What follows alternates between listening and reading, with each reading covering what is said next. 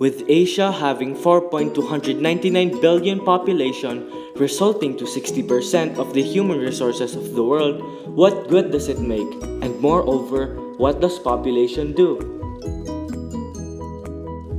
Though population or human resources have been significant to countries as it keeps life going, advancing, and developing, it has been widely debated to be lessened. This is because population has factors of itself that need to be improved. Looking at Asia, as we have known as the continent having most of the population, the Westerns are still admired for their outputs. In fact, most Asian people have developed colonial mentalities instead of embracing their own products. As a result, the Westerns would think themselves as the advanced and the Asians as the hopeless.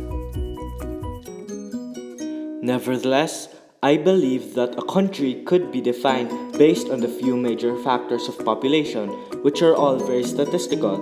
As a matter of fact, some of these factors from different Asian countries are higher in contrast to Western countries, but the fact is that these factors are just not too influential compared to the Westerns. Growth rate is one of the best contributing factors of population, and looking at Asia's growth rate, it is actually the highest, quadrupling in the last century. This is due to the wealth of resources and ecological and biological variety. However, with Asia's rapid growth rate comes the focus of improvements and fast economic developments rather than new innovations, thus threatening the ultimately limited resources and natural habitats due to urbanizations. Population density is very much similar to population, and in fact, it is caused by growth rate itself.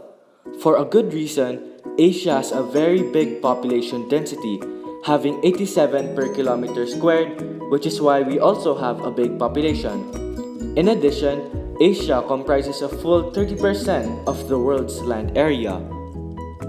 Human Development Index, on the other hand, determines a country's overall achievement.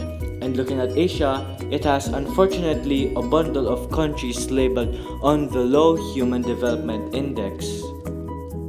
Fortunately, repeating that Asia has then again the wealth of resources, its gross domestic products, which are measured by the Human Development Index, are very high compared to those of the Westerns, which serves as Asia's advantage.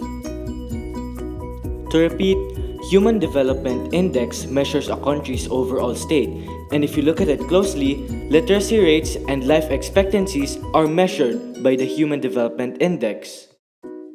In the case of Asia, literacy rates and life expectancies are very diverse to each other, and thus these two measurements could only determine a country and merely a continent. Consequently, population along with these factors determine a country, and by looking at it, it consists of a variety of ethno-linguistic groups that make it up. For example, the Austronesian people make a huge part of Southeast Asia, and the Dravidians for the South Asia. Moreover, because of these closely related ethno-linguistic groups, Asia is barely exotic but very identical and unique. Therefore, population is not only about statistics and numbers, but of what it is made up as well.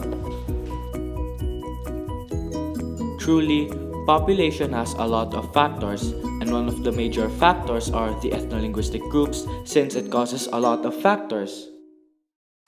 For one, it causes growth rate, and growth rate itself also causes the ethno-linguistic groups. Also, it causes the population density, and then again, population density is also caused by growth rate.